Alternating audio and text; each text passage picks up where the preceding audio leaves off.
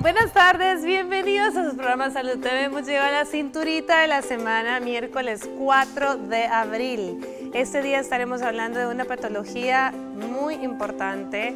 Esto se trata de líquido cefalorraquídeo aumentado adentro del cerebro, conocido como hidrocefalia.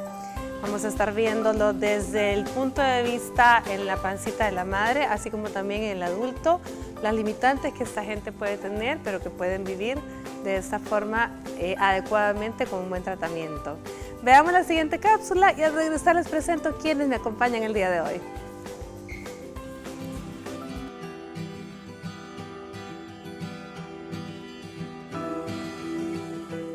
La hidrocefalia es un término que se deriva de las palabras griegas hidro, que significa agua, y céfalo, que significa cabeza, y es un trastorno que tiene por característica principal la acumulación excesiva de líquido cefalorraquídeo en el cerebro. Normalmente, este fluido protege y amortigua el cerebro. Sin embargo, cuando hay demasiado líquido, ejerce una presión dañina para este órgano. Esta enfermedad puede ser congénita. Sus causas incluyen problemas genéticos o que se desarrollan en el feto durante el embarazo, y también puede ser adquirida, es decir, después de nacer, provocados por traumatismos en la cabeza, derrames, infecciones, tumores y hemorragia cerebral. El principal signo de esta patología es que la persona, ya sea recién nacido o adulto, tiene la cabeza más grande de lo normal. Los síntomas que lo acompañan son el dolor de la misma, vómitos, náuseas, visión borrosa, problemas de equilibrio para controlar la vejiga, del pensamiento y la memoria. Para conocer más sobre la hidrocefalia, su pronóstico y tratamiento, quédese en sintonía de su programa Salud TV. Nuestros especialistas estarán hablando de este interesante tema. Acompáñenos.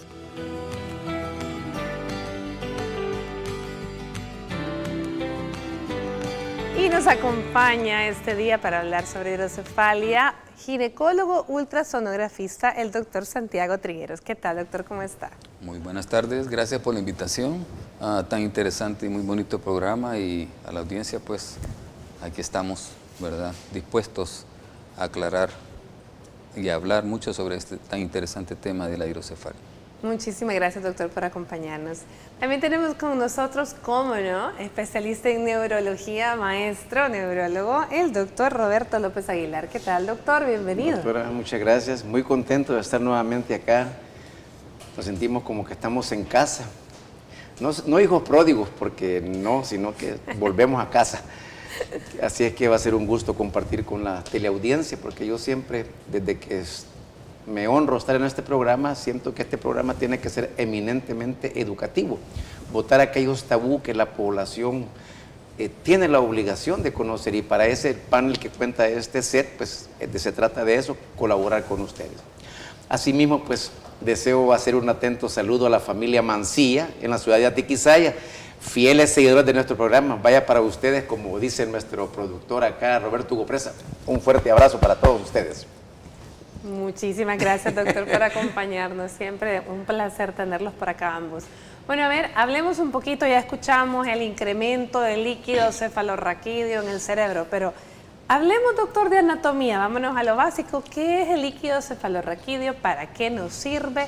¿A dónde está? ¿Por dónde camina? Para entender un poco. Bien, para poder entender, el líquido cefalorraquídeo es un líquido que prácticamente se forma en el cerebro en unos elementos que se llaman vellosidades coriónicas, y ahí se forma. Y también tenemos plexos coroides. Se forma, pues, para que podamos comprender, se forma en el cerebro y empieza a tener un efecto como que fuera una bomba, así como una bomba de una fuente, se produce, drena por todo el tallo, la médula, sube y se vuelve a reabsorber. Y así está en ese constante movimiento de la producción de líquido cefalorraquídeo. Obviamente lleva unos caminitos, unos hoyitos, unos agujeros que tiene que pasar ese líquido. En cualquiera de esos lugares Donde se obstruya, ahí viene el problema, que va a venir acumulando líquido y va a darse la famosa hidrocefalia. La hidrocefalia prácticamente anteriormente se conocía como agua en el cerebro, pero lo que realmente es aumento de líquido cefalorraquídeo, porque en el cerebro tenemos 3 elementos completamente en equilibrio: masa encefálica, sangre y líquido cefalorraquídeo. Si el líquido cefalorraquídeo se aumenta, vamos a tener mayor cantidad y es lo que se va a llamar hidrocefalia. Muy bien, entonces ya escuchamos. ¿Y la función en sí del líquido cefalorraquídeo? Ese es un tema muy bonito y muy interesante. Antiguamente y hace mucho rato se creía que solamente era una especie de amortiguador para que el cerebro estuviera en esta caja hermética dura, cerrada, que si uno se movía le servía como un colchón.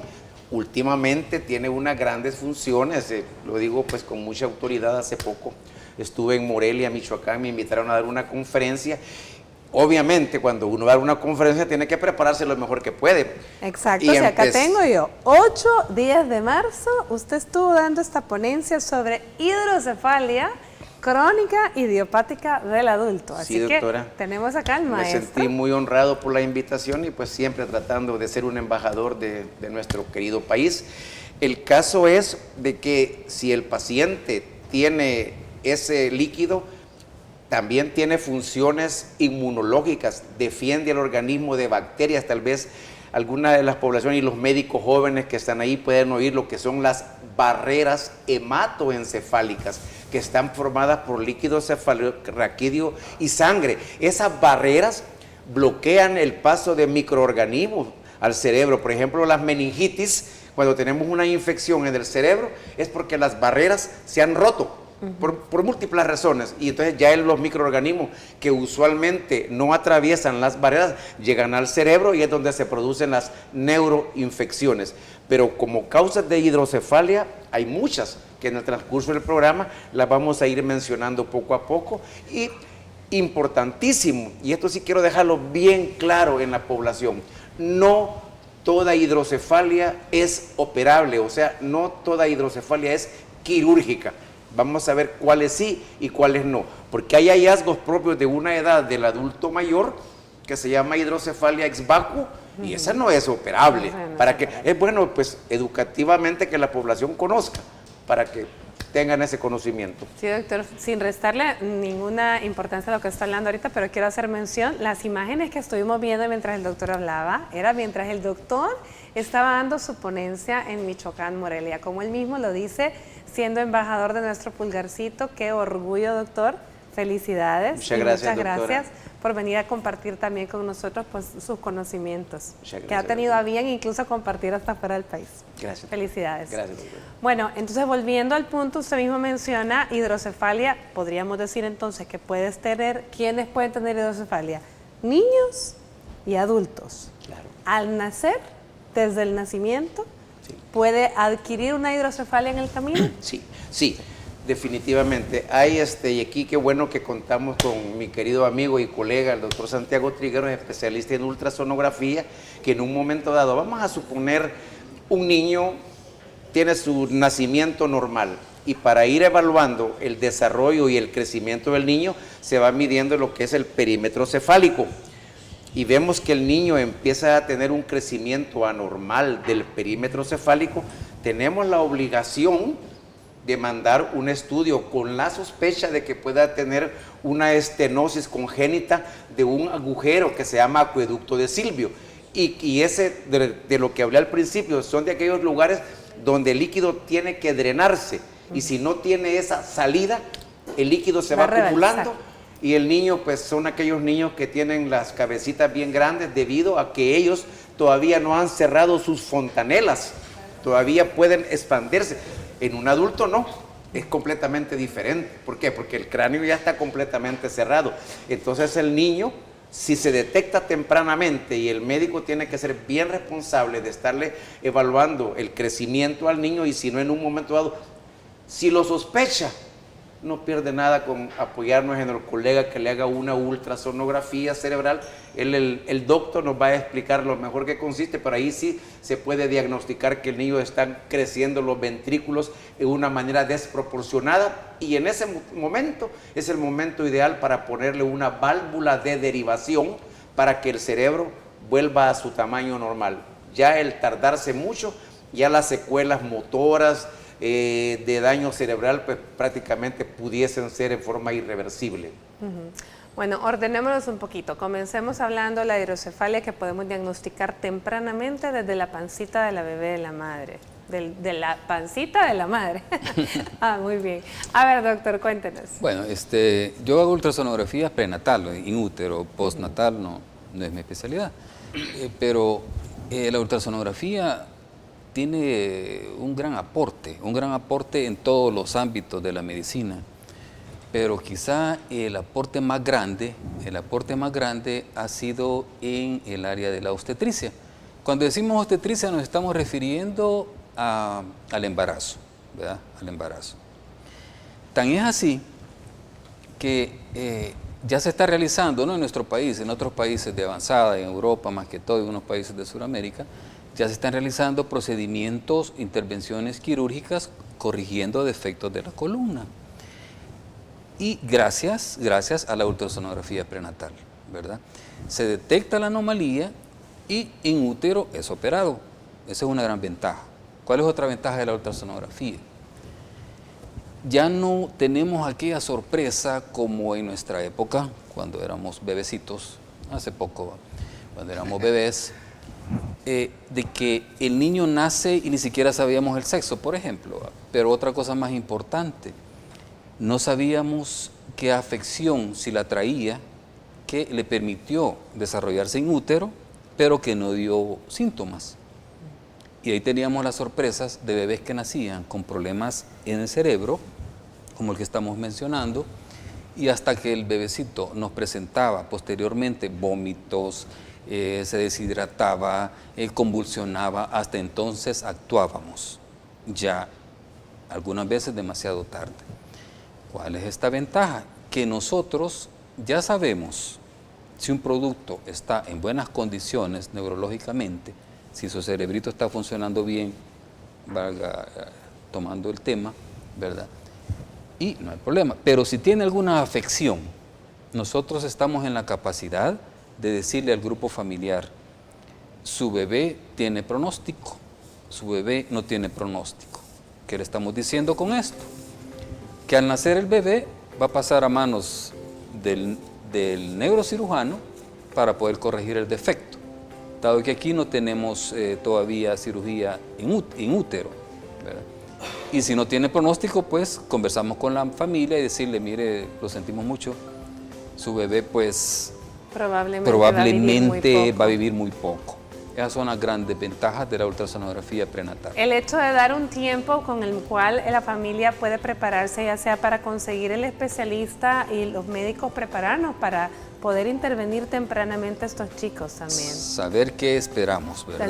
Estar listos con el equipo, así hemos trabajado por mucho tiempo, ya sabemos qué tiene, ya sabemos qué es lo que se va a hacer. No lo dejamos ir a casa a que se complique. A que se complique, muy bien. Bueno, vámonos a una pausa comercial. Escuchemos a Astrid Ábalos con el avance de TN21 y volvemos con más de Salud TV.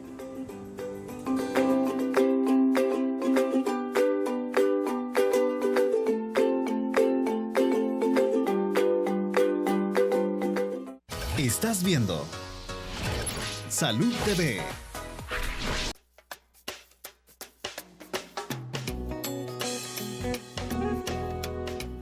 Pues aparentemente tienen problemas también del corazón.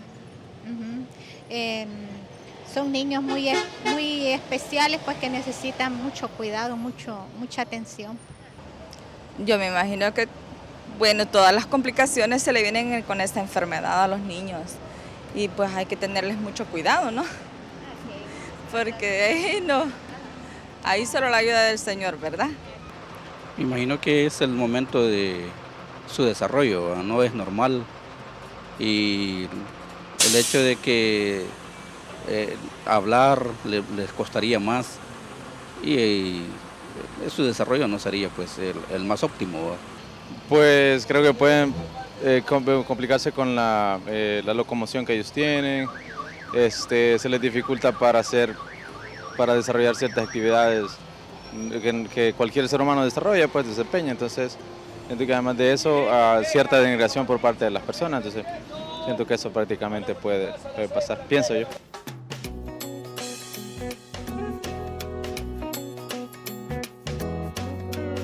Muy agradecidos con todas las personas que responden a nuestro sondeo y me comentaba pues el doctor López Aguilar acá que realmente necesitamos más educación en estos temas, ¿sí? Claro. Definitivamente hay bastante confusión al respecto y precisamente para eso estamos acá.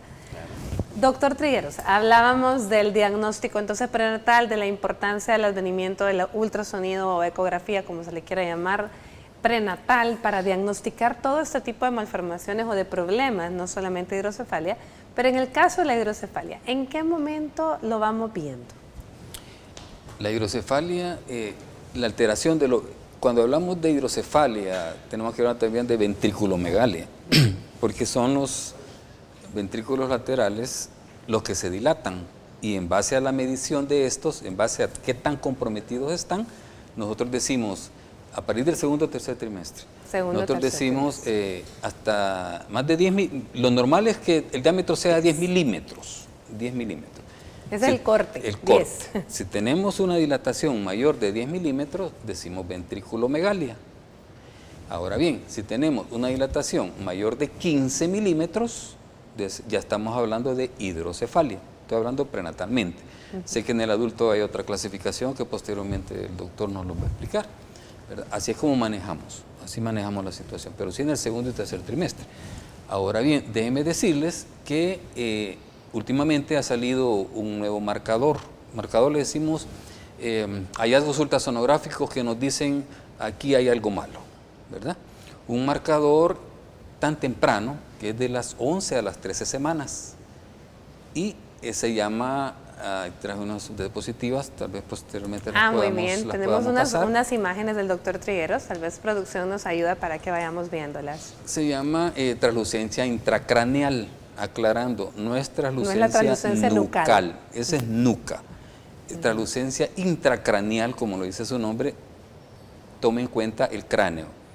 Y viendo una figura, decimos está normal. Si esa figurita que representa el cuarto ventrículo, si nosotros en ese corte no la vemos en su lugar, está un poco bajo, entonces ya decimos este bebé va a tener problema de espina bífida. Ahí tenemos algunas de las imágenes, doctor. Es lo que les decía. Lo que está señalado ahí es el cuarto ventrículo. Este es un feto, pueden ver la posición superior es la cabecita, anteriormente se ve unos huesecitos que representan el globo ocular, el hueso nasal, los maxilares, y lo que está señalado es el cuarto ventrículo. Así es como se tiene que ver.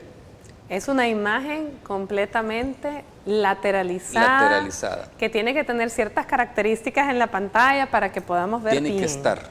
Hay una gran discusión porque algunos lo están midiendo, pero no llegan a un acuerdo. Entonces lo que se ha llegado al momento es decir, bueno, ahí está, no hay problema, pero cuando no está es que ha sido desplazada hacia la parte baja. Entonces deducimos, ese es un problema de espina bífida, un defecto a nivel de la columna que se va a traducir posteriormente también en un compromiso de los ventrículos laterales. Entonces es la presencia del cuarto ventrículo. La presencia del cuarto ventrículo.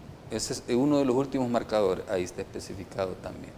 Tenemos que ver el cuarto ventrículo así, ya no solo ver la parte posterior, que es la translucencia nucal, que es un marcador de muchos años, de mucha utilidad. Muy bien, veamos la siguiente. Bueno, la siguiente es una ultrasonografía normal, ¿verdad? Es para especificar que tanto ventriculomegalia como hidrocefalia es en este corte donde lo vamos a encontrar. ¿Verdad? Los ventrículos laterales, que es la parte negrita, el que está señalado ahí es el plexo coroideo, ese manchón blanquecino, es una posición normal, un corte sagital de un feto normal. Muy bien. Cuando, ese es el otro corte. Ahí está. Es lo que hablábamos. Ustedes están viendo una cabeza, es una cabecita del bebé, y la línea media, eso blanquecino. A la par están dos figuras quísticas, que son los ventrículos laterales. Estos ventrículos laterales En un feto mide más de 10 milímetros, pero menos de 15. Eso es ventrículomegalia. Ahora bien, en el otro mide más de 15, mide como 18 milímetros. Ahí le decimos nosotros hidrocefalia. Prenatalmente así se manejan los conceptos. Ahora bien, déjenme decirles también de que no necesariamente una hidrocefalia tiene el diámetro de la cabeza grande. Eso es algo que confundimos. Otro rollo. Es otro rollo. Eso es macrocefalia. Sí. O sea, puede haber una hidrocefalia, puede andar un niño con hidrocefalia con un perímetro cefálico o con una medida normal. Porque puede tener un ventrículo dilatado, póngale 19 milímetros. Y tal vez el otro estar normal y eso compensa. O que bien haya sustituido más el líquido, haya sustituido también un poco de masa cerebral, pero en ese caso ya recibe otro nombre. Así es. Bueno, doctor, ¿cómo se diagnostica hidrocefalia en el adulto?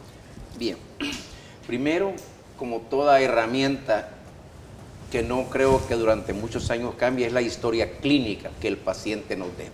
Primero le vamos a interrogar qué es lo que ha pasado. Vamos a poner ejemplos concretos. Un paciente que haya tenido una hemorragia intracerebral, digamos, de tipo hipertensivo, habrá una parte del cerebro que, llamémosle, se va a fibrosar y eso va a hacer que traccione un ventrículo. Y eso sería una hidrocefalia, pero no quirúrgica, sino que es parte de un efecto que ha habido. Otro caso, un paciente que tenga una neuroinfección, una meningitis, que es la neuroinfección. Como lo comenté al principio, hagamos el efecto de que es una bomba. Se produce líquido, empieza a drenar por todos los canalitos, hoyitos y se vuelve a reabsorber.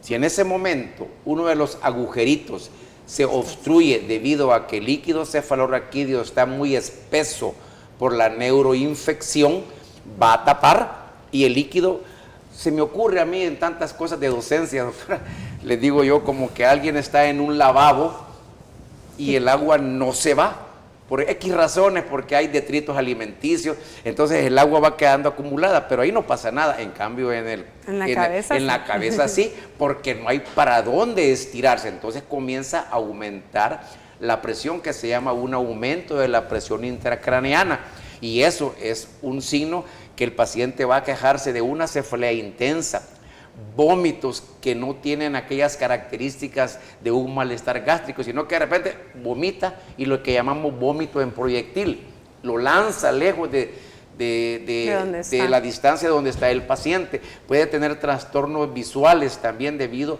entonces esas características a uno lo tienen que hacer pensar, este paciente puede tener una hidrocefalia, que son de las complicaciones más frecuentes de una meningitis bacteriana. Otro tipo puede ser también un tumor que crezca y que obstruya los ventrículos laterales, entonces el líquido no puede drenar, se produce, porque si eso no lo puede evitar que se produzca, se está produciendo pero no está siguiendo los caminos de circulación adecuados, entonces se va reteniendo y el paciente característicamente va a tener cefalea que va aumentando con la exposición, que despierta al paciente, está dormido y el dolor de cabeza lo despierta, vomita. Y típicamente ya dentro del examen neurológico, como yo les he dicho tantas veces a mis alumnos, aquel médico que no hace una exploración de lo que se llama fondo de ojo, que aquí lo he tocado varias veces, es como que no lo haya examinado neurológicamente, porque ahí vamos a encontrar el dato principal de hipertensión intracraneana, inmediatamente de derivarlo a un neurocirujano o llamarle para pedir su opinión. Se hace la tomografía y efectivamente se concluye que ya hay una hidrocefalia. Volviendo al caso del doctor Trigueros, en el adulto hay un índice que se llama índice de Evans, que se mide en las paredes laterales de los cuerpos temporales de los ventrículos laterales, y si da más de 30 milímetros, uno dice, hay hidrocefalia.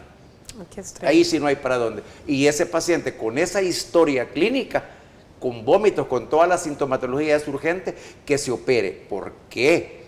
Porque el cerebro tiene una presión tan grande que el único lugar donde tiene de botar esa presión es por el agujero magno. Y al tratar de bajar, ahí se encuentra el tallo cerebral donde está la vida. El 9º par, que es el de la respiración, y el 10º, que es el cardíaco. Si eso, como decimos en términos médicos, si se logra enclavar, muerte súbita. Por esa razón es bien importante el diagnóstico temprano en este tipo de pacientes.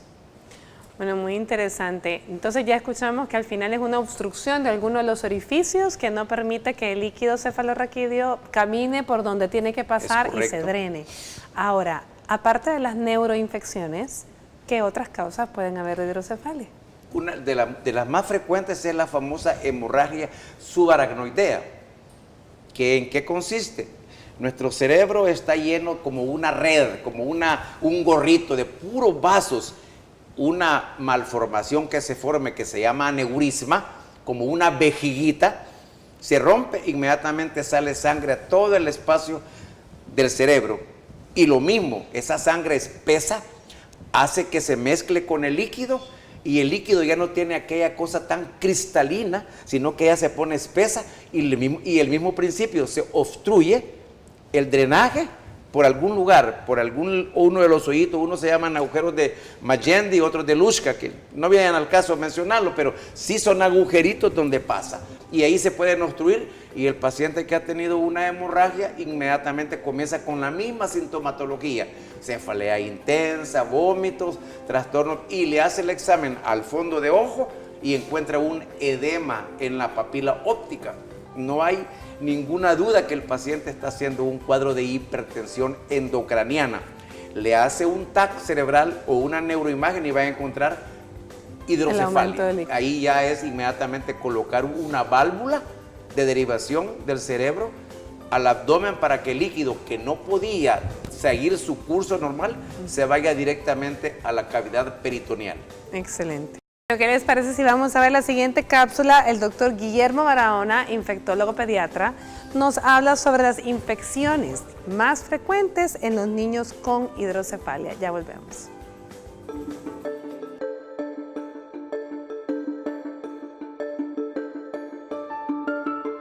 Buenas tardes, amigos de Salud TV. Mi nombre es Guillermo Barahona, soy infectólogo pediatra, y esta tarde vamos a hablar acerca de las infecciones que padecen los pacientes de hidrocefalia. La hidrocefalia es una enfermedad que por sí misma en niños no se produce de forma espontánea, sino que tiene que haber una causa básica, y casi siempre son infecciones prenatales que ocurren durante el primer trimestre especialmente, aunque puede ser en el segundo y el tercero.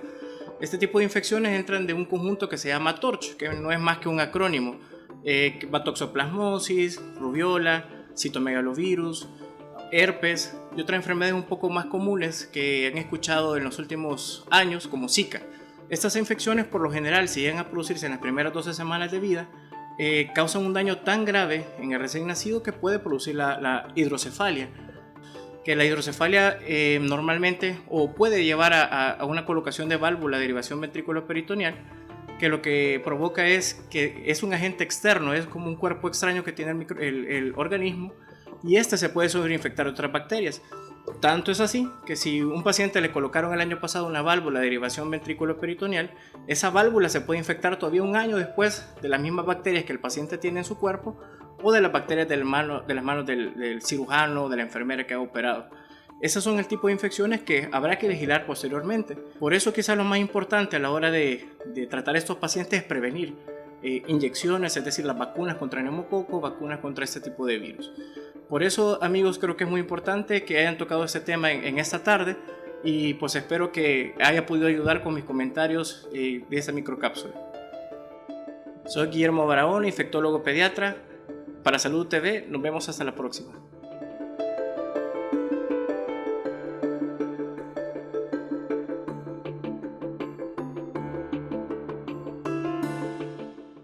Estás viendo Salud TV.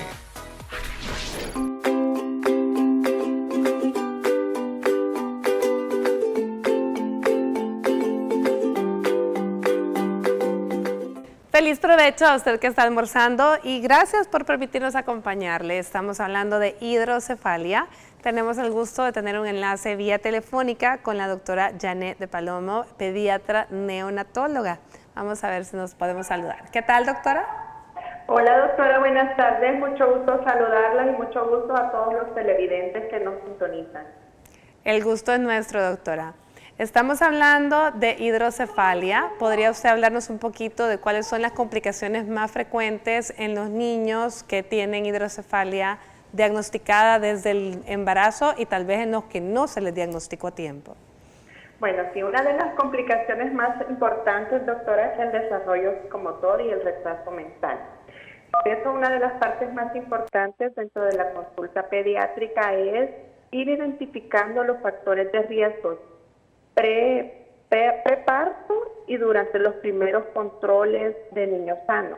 Es sumamente importante ir identificando el perímetro cefálico durante el control de niño sano, durante el primer año de vida menstrual y durante los primeros 36 meses de vida, y así irlos ploteando en una curva identificada junta para ir viendo el perímetro cefálico y el crecimiento normal. Esto nos ayuda para ir identificando riesgos y además ir evaluando el niño en cuanto a su desarrollo psicomotor, su desarrollo neurológico, su desarrollo visual. ¿Qué pasa cuando el bebecito ya se nos va saliendo del control normal y que no se sienta en el mes adecuado, no gatea en el mes adecuado y el perímetro cefálico va aumentando de tamaño, su fontanela anterior está amplia y está tensa? Estos son factores importantes o signos de alarma para el pediatra que deben de ser identificados pronto en los controles prenatales. Muy bien, doctora. En los controles de niño sano. Los controles de niño sano. ¿Qué sintomatología sería entonces, aparte de las que ya nos mencionó, las que nos daría una alerta en aquel niño que sí se diagnosticó y tiene una válvula, por ejemplo?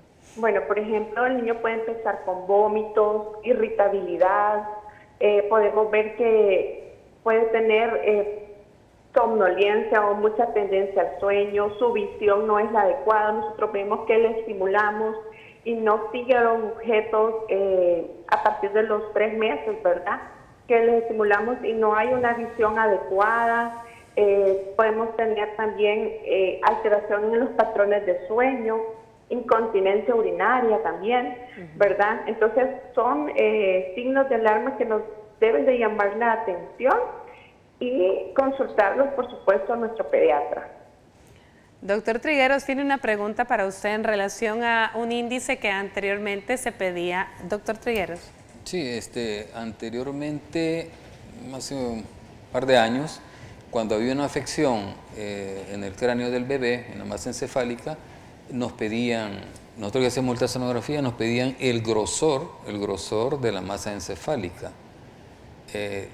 Si mal no recuerdo, había un corte, 3 o 4 milímetros. ¿Siguen utilizando esa medición como bueno o mal pronóstico? Sí, usualmente, doctor, eso es sumamente importante porque la presión que ejerce el líquido cefalorraquídeo dentro del cerebro puede darnos un mal pronóstico a corto y mediano plazo si no se toman medidas, ¿verdad?, para liberar la presión intracraneal, llámese ya tratamiento invasivo que sería colocación de válvulas. Pero una de las cosas también que es sumamente importante detectar en el control prenatal es también el diámetro biparietal para indicar una buena vía de evacuación del parto, ¿verdad?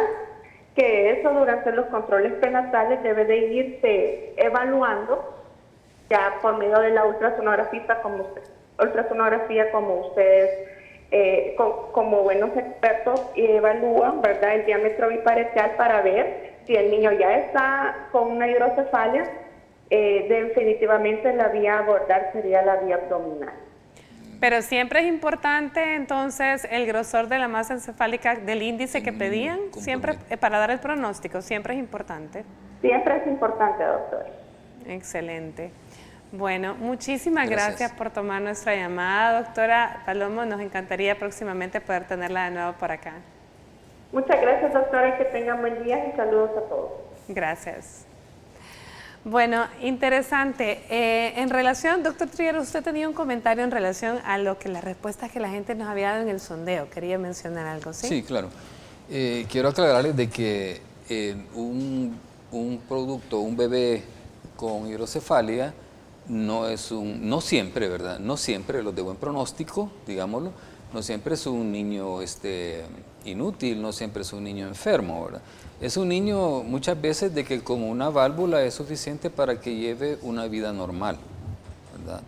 Y sí, se puede acompañar de complicaciones, lógico, ¿verdad? Si la válvula se obstruye, si la válvula da problemas, sí, es parte del procedimiento, del tratamiento.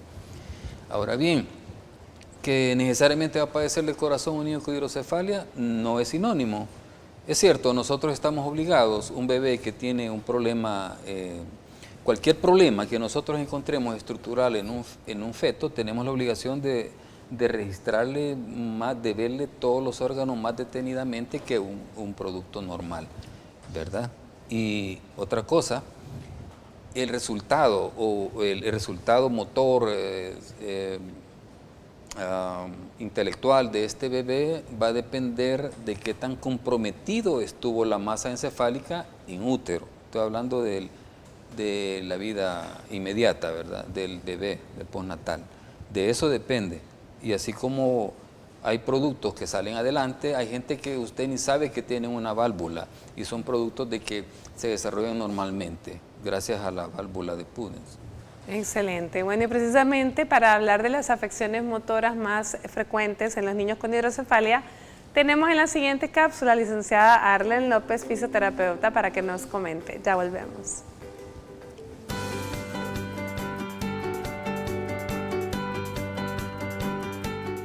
Mi nombre es Arlen López, soy licenciada en fisioterapia y terapia ocupacional.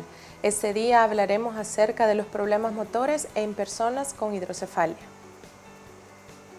Los problemas motores en los niños con hidrocefalia son falta de equilibrio, poca coordinación, problemas en el desarrollo motor como por ejemplo caminar, y todo esto lo podemos ir tratando por medio de terapias físicas desde el primer momento en que el niño se diagnostica con hidrocefalia.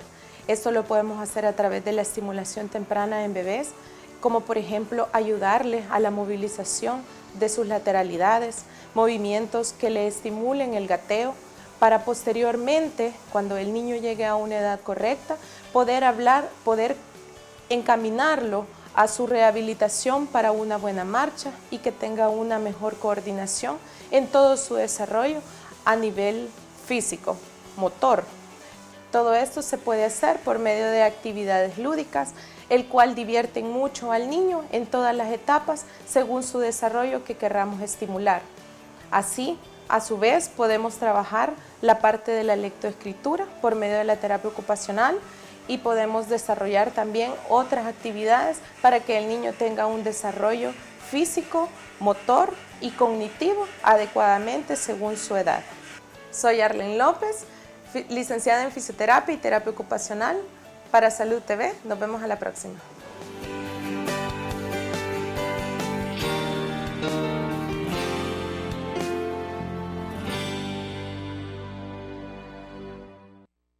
Estás viendo Salud TV.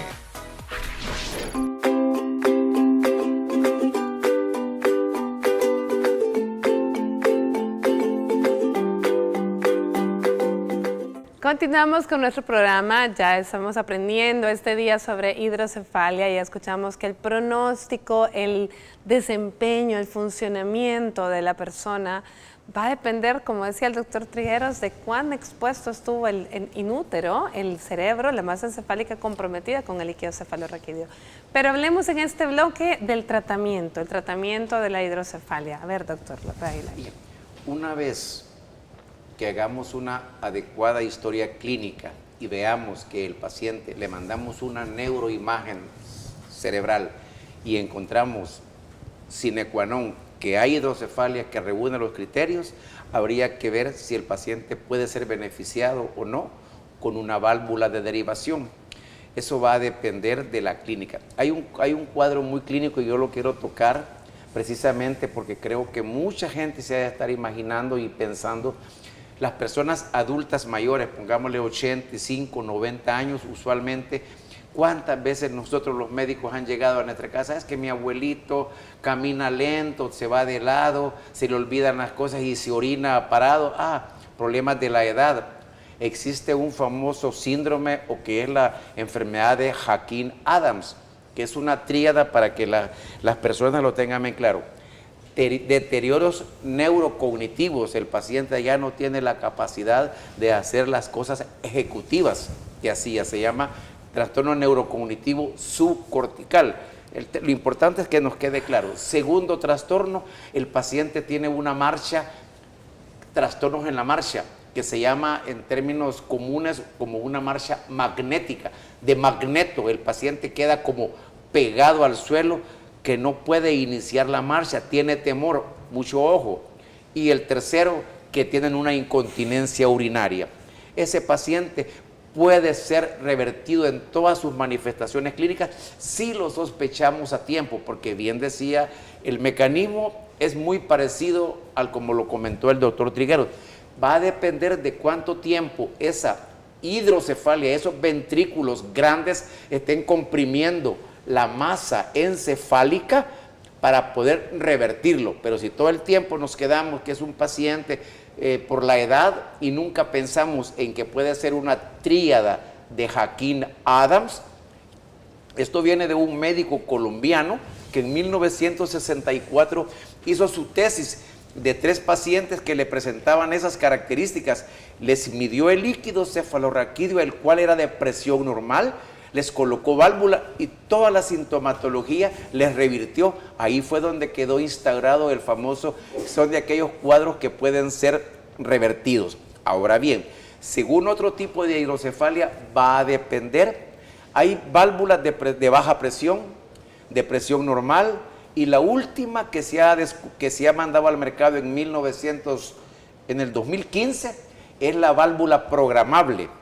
Es aquella que se coloca al paciente y puede ir midiendo si drena mucho líquido o muy poquito.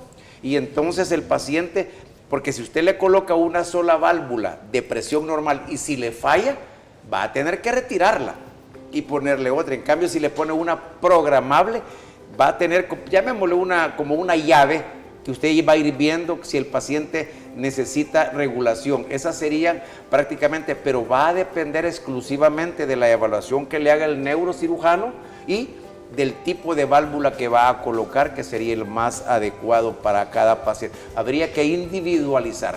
Pero ya una vez que el paciente tiene sintomatología clínica, ya sea aumento de la presión intracraniana o una hidrocefalia de tríade Hawking-Adams, va a depender también de la experticia del médico neurocirujano en colocar una válvula programable. Y aquí pues en nuestro país muy pocos creo que todavía la colocan, porque se necesita demasiada experticia. Usualmente ponen de válvula de presión baja o media, y si le falló, ahí se quedó. Bueno, precisamente en la siguiente nota extra podemos ver un poco cuál es la válvula que se utiliza como tratamiento en la hidrocefalia. Ya volvemos. Las válvulas que se han usado para tratar la hidrocefalia durante más de 50 años son dispositivos que permiten que el exceso de líquido cefalorraquídeo se drene a otra área del cuerpo, haciendo que los ventrículos vuelvan a su tamaño normal. Esta regula la cantidad, la dirección de flujo y la presión de líquido cefalorraquídeo. Existen diferentes tipos de válvulas: la de presión fija, que regula la cantidad de líquido cefalorraquídeo que se drena basándose en un ajuste de presión predeterminado, y las de presión programable. Estas usan un valor de presión que se puede ajustar mediante el uso de herramientas magnéticas especialmente diseñadas. Al mismo tiempo, las derivaciones pueden ser diferentes. Unos pueden llevar el líquido a la cavidad abdominal y otros a la cámara donde se ubica el corazón.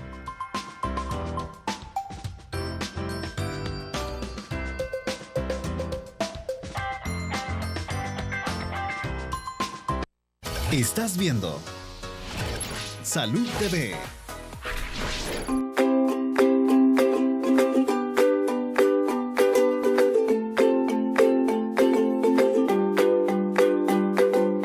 Continuamos con nuestro programa. Entonces ya vimos un poquito sobre la válvula Pudens, que es la que se utiliza con ya más de 50 años para el tratamiento de la hidrocefalia. Hablemos de los cuidados de esta válvula. ¿Cuánto tiempo dura, doctor? ¿Qué complicaciones puede tener o qué signos de alarma tenemos que estar pendientes en una persona, ya sea adulta o niño, con una válvula de estas? Bien, usualmente la más común que se pone acá en nuestro país es la válvula de Pudens, la cual tiene un reservorio que se coloca acá y lleva lo que se llama un tambor, lo que el paciente tiene que periódicamente, tal vez no todos los días, pero ocasionalmente tratar de comprimir y ver si luego después de comprimir se levanta, o sea, se descomprime, quiere decir que la válvula está funcionando bien. En términos generales, pero también la clínica, si el paciente de la noche a la mañana comienza con nuevamente que tiene trastornos de la marcha, desequilibrio, dolor de cabeza que no tenía antes, luego que comienza con muchos vómitos, eso quiere decir que a lo mejor la válvula se ha obstruido, porque recuerden que la válvula llega a donde está el peritoneo, y el peritoneo es un tejido que perfectamente puede ocluir la parte terminal de la válvula. Entonces, esos son básicamente, él como paciente que se le ha colocado una válvula, él per se no tiene que realizar mayor cosa, sino que estar pendiente de la sintomatología que él tenga. Si él tiene alguna sintomatología diferente antes, como la que tuvo antes de que le pusieran la válvula, inmediatamente tratar de ver si está funcionando bien o si no, y en ese momento consultar a su médico que se la colocó, porque no es como una herida que va a estarse curando todos los días, como nada más que estar pendiente de los nuevos cambios que él pueda sentir. Obviamente, vuelvo a insistir, en ningún momento tratar de jalarla ni nada por el estilo, ni de moverla, ni moverla, porque pueden moverse y pueden obstruirse. Y como bien decíamos acá con el colega doctor Triguero, puede ser también que en un momento dado la válvula se retire y que ya no tenga necesidad el paciente de su uso. Pero eso ya va a ser evaluado en cada paciente. Yo tengo pacientes en mi oficina, tienen 25 años, 28, de andar con la válvula, nunca se les ha obstruido. Son profesionales, son ingenieros y han funcionado bien, no por considerarse que tenían una válvula, tienen ciertas limitaciones para ser un profesional, para nada, siempre y cuando la válvula esté funcionando adecuadamente. Por eso es importante los controles de seguimiento, no olvidarse de asistir siempre a sus chequeos médicos. Doctor Trigueros, ¿cuál es el mensaje final que usted quisiera dejar a la población? Bueno, primero que no veamos la hidrocefalia como algo terminal, ¿verdad? Ya aclaramos bastantes puntos en los cuales pues, hay muchos que tienen buen pronóstico. Segundo, aconsejarle a toda embarazada, tomando en cuenta que la hidrocefalia o intercolomegalia que hemos hablado está dentro de las anomalías del sistema nervioso central y en nuestro medio representa la segunda anomalía más frecuente, primera la cardíaca, segundo el sistema nervioso. Es recomendable que toda embarazada tenga mínimo 3 ultrasonografías durante todo su control prenatal, ¿verdad? Ahí en esos 3 controles, lo que no se detectó en el primero puede surgir en el segundo, no todo aparece en el segundo, puede estar en la tercera sesión de ultrasonografía. Y otra cosa, a los compañeros que descubren tal patología, por favor, acompañar a los familiares de este bebé, explicándole pronóstico o no pronóstico, no olvidarse de ellos. Excelente. Bueno, realmente hemos aprendido muchísimo, ha sido un placer contar con ustedes en el set este día. Doctor López Aguilar, felicidades nuevamente por su graduación y gracias por acompañarnos. Gracias, doctor Trigueros. Gracias a la doctora Palomo, a Arlene, a Guillermo Barahona, a todos los que nos apoyaron en las cápsulas. Gracias a ustedes por acompañarnos. El día de mañana estaremos hablando de las infecciones oculares más frecuentes. Por hoy les deseo que tenga una linda cinturita de semana y que Dios me los bendiga.